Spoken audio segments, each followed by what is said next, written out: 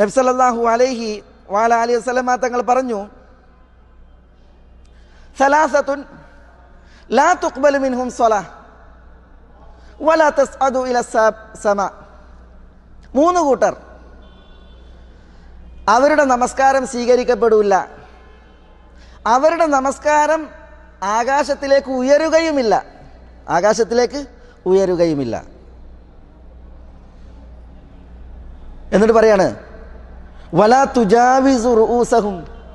ഈ 3 കൂട്ടരുണ്ടല്ലോ, അവരുടെ നമസ്കാരം അവരുടെ തല വിട്ട് ഉയരൂല എന്നാണ്. നമസ്കാരം എന്തിനാണ് നമ്മൾ നിസ്കരിക്കണത്? അത് ഉപരിലോകത്ത് കബൂലാക്കപ്പെടാനാണ്, അള്ളാഹുവിങ്കൽ രേഖപ്പെടുത്തപ്പെടാനാണ്. അതിനാണ് നമ്മൾ അമൽ ചെയ്യുന്നത്. നമ്മൾ ചെയ്യുന്ന അമലുകളിൽ ഏറ്റവും വിശിഷ്ടമായത് എന്താ? നമസ്കാരമാണ്.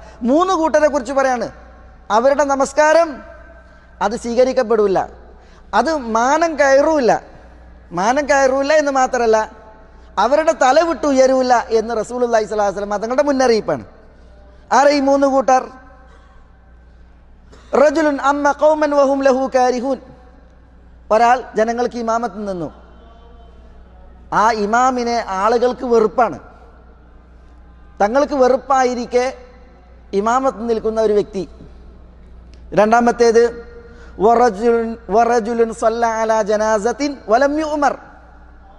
മറ്റൊരു വ്യക്തി, അയാൾ ഒരു ജനാസ നമസ്കാരത്തിന് ഇമാമ് നിന്നു, അയാൾ ഇമാമ് നിൽക്കാൻ കൽപ്പിക്കപ്പെട്ടിട്ടില്ല.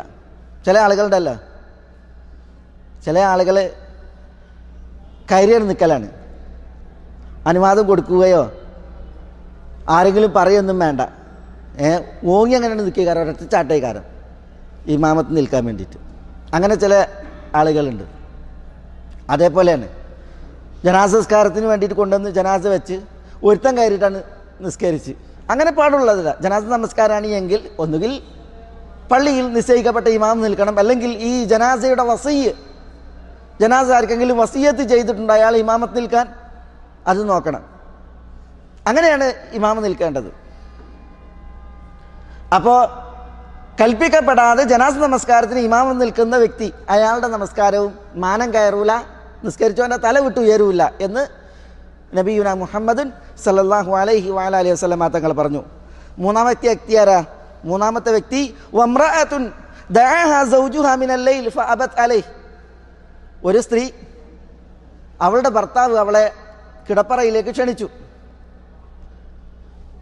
സഹനത്തിന് വേണ്ടി,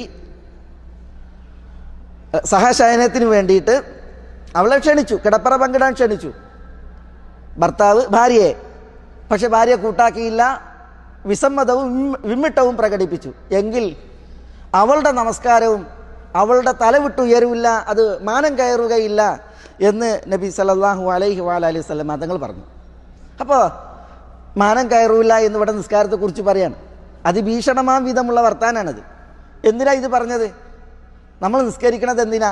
നിസ്കരിക്കുന്നത് നമ്മുടെ നമസ്കാരം ഉപരിലോകത്ത് അല്ലാഹുവിങ്കൽ സ്വീകരിക്കപ്പെടാനും അത് നമുക്ക് അനുകൂലമായിട്ട് എഴുതാനുമാണ്.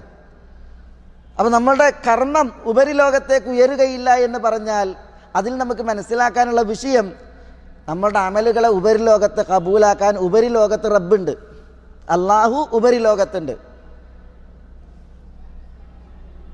ഇതാണ് ഇതിൽ മനസ്സിലാക്കേണ്ടത്. അപ്പം റബ്ബ്